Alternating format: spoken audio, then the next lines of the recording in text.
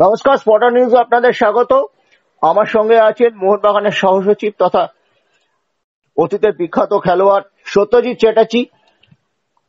জামশেদপুরে মোহনবাগান প্রথম লেগের সেমিফাইনাল খেলবে আগামীকাল, আর তারপর 7 তারিখ কলকাতার মাঠের খেলা মোহনবাগান এবং জামশেদপুর। খালিদ ভারতীয় কোচ হিসেবে যথেষ্ট নজর কেড়েছেন।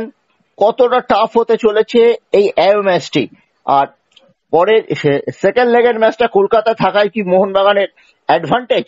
পুরো ম্যাচটা যদি আমি বলি যে রিভিউ করতে, যদি সত্যজিৎ তুমি কিভাবে বলবে?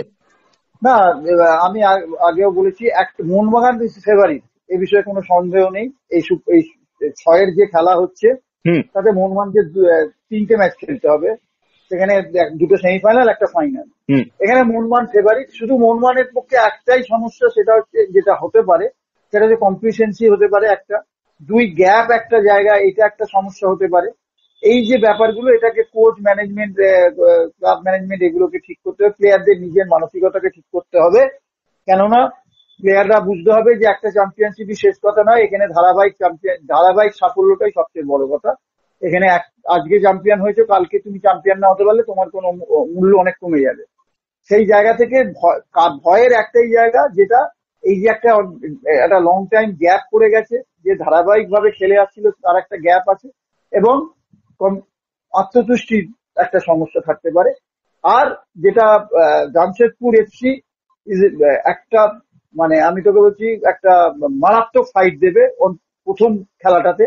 প্রথম খেলাটাকে মোহনবাগানকে অনেক বেশি সচেতন থাকতে হবে, অনেক বেশি সজাগ থাকতে হবে। কেননা খালিদ জামিল, প্রণয় হালদার, আশুতোষ মেহতা আশুতোষ রয়েছে, আশুতোষ মেহতা, এই ধরনের যারা মোহনবাগান খেলে গেছে, মোহনবাগানে ছিল, কলকাতা মাঠ জানে।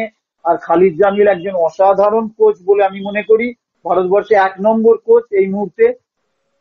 এরা কিন্তু আগুনটা ধরাবার চেষ্টা করবে তাদের টিমের মধ্যে, যে এই ম্যাচকে যে কোনো উপায় আমার এবং মোহনবাগানের এগেন্স্টে যদি তুমি করতে পারো, সারা ভারতবর্ষে তোমার একটা অন্যরকম, মানে অন্যরকম তুমি বিস্তার করবে, অন্যরকম তোমার ফেম হবে।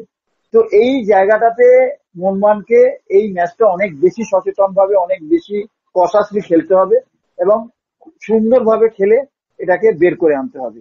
তার সেকেন্ড লেগ অবশ্যই মোহনবাগানের কাছে অ্যাডভান্টেজ থাকবে, নিজের জায়গায় খেলবে সব, এবং অবশ্যই মোহনবাগান সব দিক থেকে জামশেদপুরের থেকে এগিয়ে, as a team, as a সবকিছু যেটা তুই বলিস, টিমের প্রত্যেকটা পার্ট থেকে শুরু করে গোলকিপার, ডিফেন্স, মিডফিল্ড, অ্যাটাকিং, সব জায়গাতেই মোহনবাগান এগিয়ে আছে। শুধু ওই একটা জায়গাকে তোমাকে ওই বলে না যে ইগারনেস, যেটা টিমের যে কি বলে যে আরে বল না, মানে কিলিং ইনস্টিংক্ট, নাচরবন্দা, যেটা কিলিং ইনস্টিংক্ট, এই জায়গাটা ওদেরকে ভাঙতে হবে। এইটাকে মোহনবাগান, ওরা যে দেখাবে, যতটা দেখাবে তার বেশি দেখাতে হবে মোহনবাগানকে, এবং খুব বুদ্ধি করে, খুব করে ম্যাচটাকে সুন্দর করে বের করে আনতে হবে, তাহলেই হবে। কেননা Jamshedpur is very very tough side এই মুহূর্তে মনে হচ্ছে আমার, এবং খালিদ জামিল অ্যানাদার পার্সেন। তাছাড়া জাভিও আছে, তুমি যে প্রণয় হালদারদের কথা বললে, জাভি আন্ডারনেজ আছে। আর একটা কথা হচ্ছে, কালকের প্র্যাকটিস আমরা দেখলাম, মনবীর কিংবা আপুইয়া নেই কিন্তু। ঠিক আছে, এটা একটা একটু অসুবিধা হবে, কেননা এই একটা মোহনবাগান একটা সেট আপ টিম, অনেকদিন একসাথে খেলে আসছে, সেখানে একটা দুটো প্লেয়ার ব্রেক হওয়া মানে এটা ভাইটাল হয়ে যায়।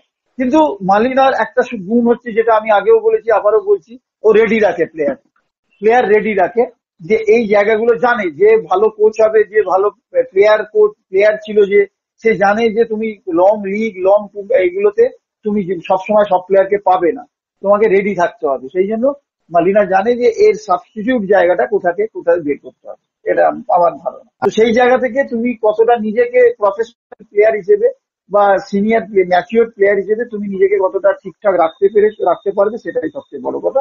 আমার ধারণা এরা প্রত্যেকে ম্যাচিওর প্লেয়ার মোহনবাগানের, এবং এরা এই ব্রেক বা এই ধরনের ব্যাপারটা, এইখানে জামশেদপুরের একটা অ্যাডভান্টেজ আছে, তারা একটা ম্যাচ খেলে নিয়েছে, এইটা একটুখানি ওদের কাছে টিম সেট আপটা সুবিধা হয়েছে। কিন্তু মোহনবাগান যেহেতু সব প্রফেশনাল প্লেয়ার, সব ভালো প্লেয়ার এবং অত্যন্ত কোয়ালিটি প্লেয়ার, তারা জানে, ম্যাচিওর প্লেয়ার, তারা জানে এই এই এই এই খেলাতে কিভাবে নিজেকে ই করতে হয়। যেরকম আমাদের সময় কলকাতা লিগ খেলতে খেলতে তারপরে কিছুদিন বাদে ডুরান্ট শুরু হতো, রোভার শুরু হতো, হ্যাঁ, সেরকম প্লেয়াররা নিজেদেরকে আবার মোটিভেট করতো, আবার নিজেকে তৈরি করে নিত। মোহনবাগানও সেইভাবেই করবে বলে আমার ধারণা। আর একটা জিনিস হচ্ছে বিদেশিরা তো একটা ফ্যাক্টর, যেখানে স্কটল্যান্ডের প্লেয়ার আছে, মোহনবাগানের স্প্যানিশ প্লেয়ার আছে, এই যে ড্রাস্টিক চেঞ্জ ওয়েদারে এই 25 দিনের মধ্যে, এটা মনে কতটা এফেক্ট করতে পারে? গ্রেম স্টুয়ার্ট কিন্তু বলেছে এটা চিন্তার ব্যাপার, আমি ওকে জিজ্ঞেস করেছিলাম। একটা সমস্যা হতে পারে, একটু গরমটা একটুখানি সমস্যা হতে পারে, এটা হলেও হতে পারে। হ্যাঁ, আমি এটা মানে এটা একটা, যদিও রাত্রিরে খেলা, এখনো গরমের প্রকোপটা অতটা আসেনি, সেই না, জায়গা থেকে একটুখানি ক্লান্তির জায়গাটা হয়তো থাকতে পারে, কিন্তু এই রেসটা অনেকটা পুষিয়ে দিতে পারে। কিন্তু এই এতে মোহনবাগান আমার মনে হয় আবার আবার আর একটা ট্রফি চ্যাম্পিয়ন হওয়ার সবচেয়ে বড় দাবিদার বলেই আমার মনে হয়।